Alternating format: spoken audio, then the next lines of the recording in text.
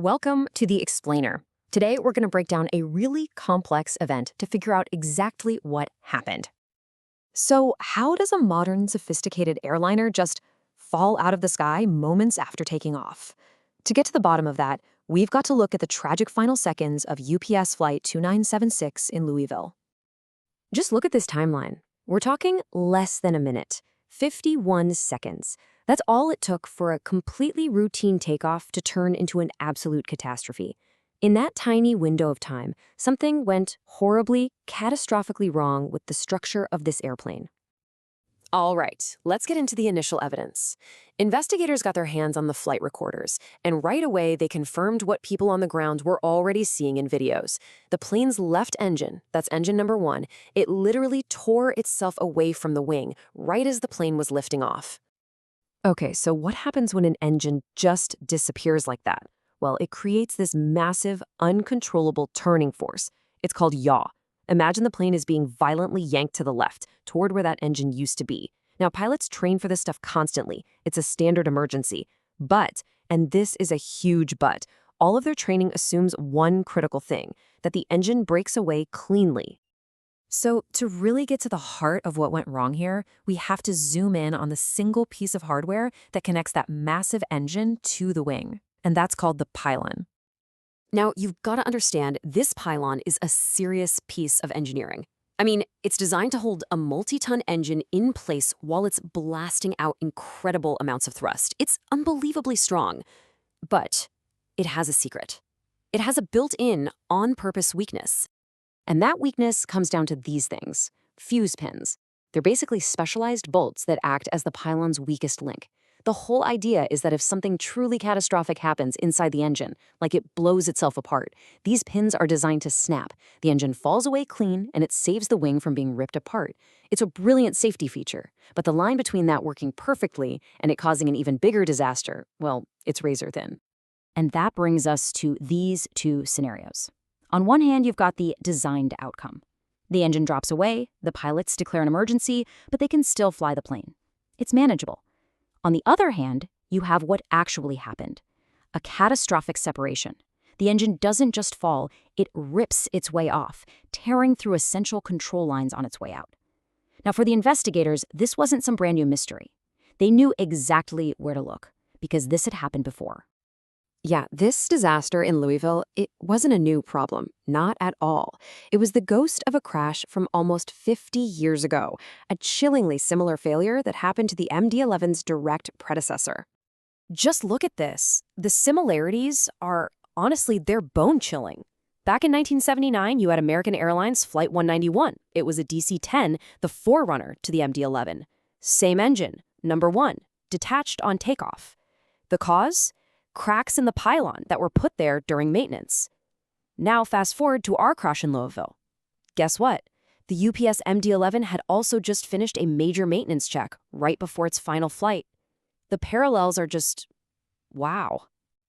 And when you lay it all out like this, a really clear and disturbing pattern emerges.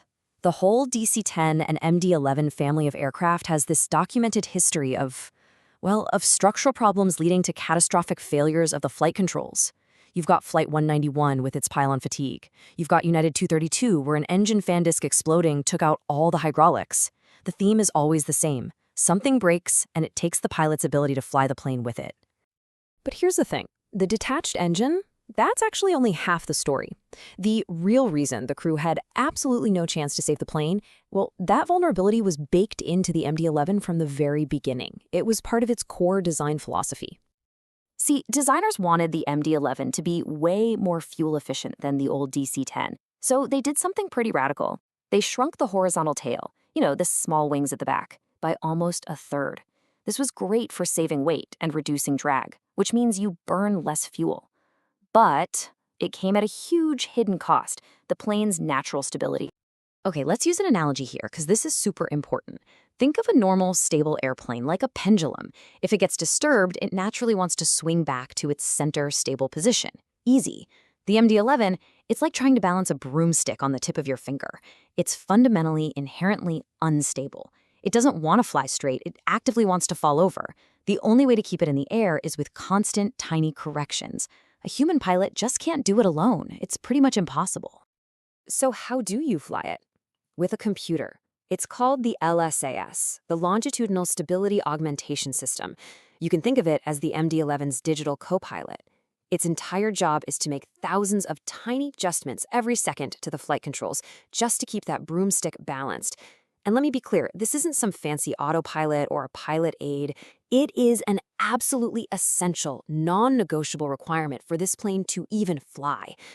And that brings us to the final, terrifying piece of the puzzle. Okay, so now we can finally connect all the dots.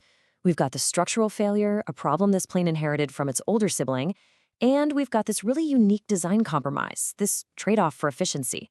When those two things came together, it created a perfect storm, one that was completely unsurvivable. Let's walk through the chain reaction step by step. First, you have a hidden flaw, maybe a tiny crack in the engine pylon from that maintenance. Second, the incredible stress of takeoff makes that crack give way, and the pylon fails. Third, the engine doesn't just detach, it tears away violently, shredding critical hydraulic and electrical lines. And here's the kill shot.